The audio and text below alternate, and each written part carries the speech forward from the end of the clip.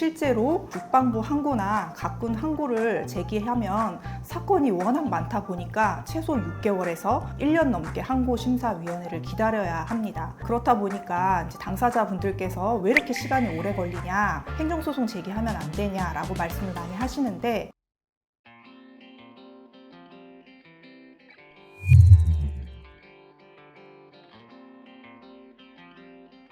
안녕하세요. 법무법인 발을정 군인방위산업센터의 김민지 변호사입니다.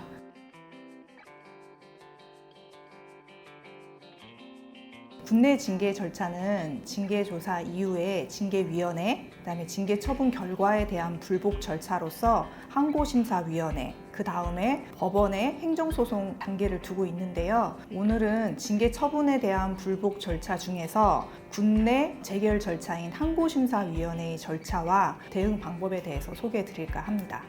먼저 징계처분에 대한 항고심사위원회를 거치지 않고 바로 행정소송을 제기할 수 있는지 말씀을 드려볼까 합니다. 국내 징계는 군인사법에서 항고전치주의를 채택하고 있습니다. 따라서 행정소송 제기를 하기 위해서는 반드시 항고심사위원회를 거쳐야 합니다. 그런데 실제로 국방부 항고나 각군 항고를 제기하면 사건이 워낙 많다 보니까 최소 6개월에서 1년 넘게 항고심사위원회를 기다려야 합니다. 그렇다 보니까 이제 당사자분들께서 왜 이렇게 시간이 오래 걸리냐, 행정소송 제기하면 안 되냐라고 말씀을 많이 하시는데, 행정소송법에서는 항고전치주의를 채택하고 있는 경우라도 항고 제기 이후에 60일이 지나도 그 재결의 결과가 나오지 않는 경우에는 행정소송을 제기할 수 있도록 정하고 있습니다. 따라서 항고심사위원회 결과가 나오지 않더라도 행정소송의 필요성이 있다고 판단되면 2개월이 지난 뒤에 행정소송 제기가 가능합니다.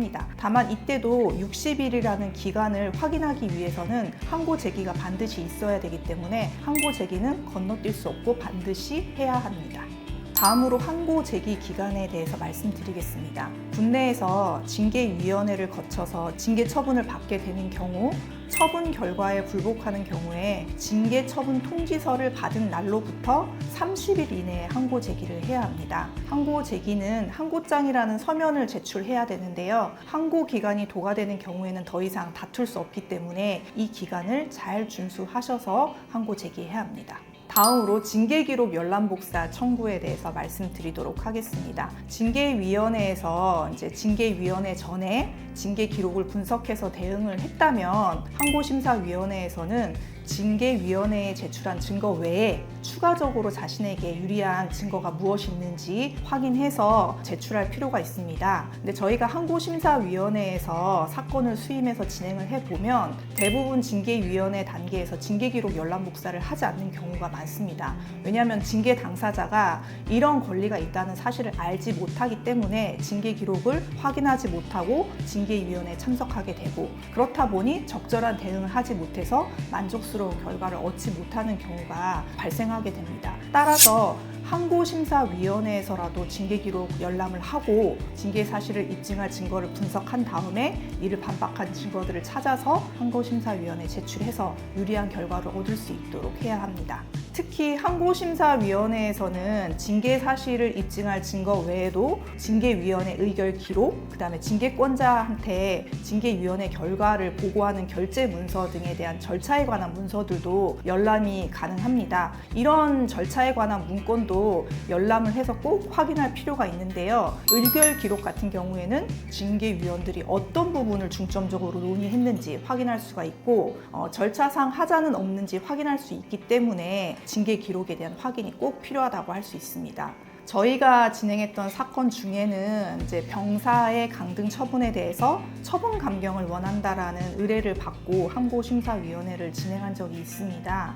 징계위원회 때에는 변호사 선임도 하지 않았고 당사자도 절차를 잘 몰라서 징계기록 열람복사를 한 사실이 없었습니다. 저희가 의뢰를 받고 징계기록 열람복사를 해서 징계기록을 살펴보았더니 이 징계 혐의 사실을 입증할 수 있는 목격자도 있었거든요. 근데 징계 사실을 입증할 입증할 증거가 목격자 진술은 하나도 없고 징계 대상자의 자필 진술서 하나밖에 없었습니다. 그리고 병사의 강등 처분 같은 경우에는 전대장급 이상의 승인이 필요한데 징계권자의 서명은 있는데 승인권자의 승인을 받은 어떤 서명이 누락되어 있는 걸 발견을 했습니다. 즉 유효한 징계 처분이 존재하지 않았던 것이죠. 저희가 이 부분에 대해서 강력하게 어필하면서 징계 처분이 무효라고 주장을 하였습니다. 근데 항고심사위원회 결과는 저희 주장에도 불구하고 강등 처분에서 군기 교육으로 감경이 되긴 했었습니다. 근데 저희가 이 처분 결과를 받아들이고 의뢰인이 이미 전역을 한 상태였기 때문에 강등이 군기 교육으로 감경이 된다고 하더라도 군기 교육 자체가 집행이 불가능했거든요. 그리고 처분 감경으로 인해서 이미 전역 당시의 계급은 원복이 되기 때문에 상병에서 다시 병장으로 변경이 되는 상황이었습니다. 그래서 이미 저희 입장에서는 항고 목적을 달성했다고 봤기 때문에 법원에 추가적으로 행정소송 제기하지 않고 종결했던 사례가 있었습니다. 다음으로 항고심사위원회가 이제 개최가 되겠죠. 항고심사위원회에서는 왜 항고를 제기하였는지에 대한 이유를 잘 설명을 하셔야 되는데, 사실관계를 다툰다면 그것을 입증할 증거가 추가적으로 제출이 되어야 되고, 양형을 다툰다고 하면 유리한 양형 참고 자료가 제출이 되어야 합니다.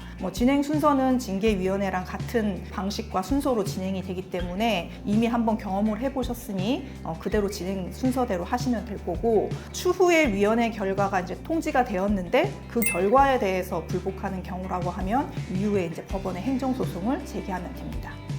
지금까지 군대 징계의 항고심사위원회에 대해서 말씀드렸는데요. 항고심사위원회에서 가장 신경 써야 하는 부분이 징계 기록을 확인하는 것입니다. 변호인 선임 없이 홀로 진행하시더라도 징계 기록 열람해서 대응하셔도 무방하지만, 저희가 실제 수행했던 사례와 같이 절차상 하자를 찾아내거나 법리적인 주장을 하는 데에는 한계가 있습니다. 따라서 항고심사위원회를 준비 중이시라면은 군내 징계에 대한 경험이 많은 법률 전문가의 상담을 꼭 받아보시길 바랍니다. 이상 법무법인 발을정 군인방위산업센터의 김민지 변호사였습니다. 감사합니다.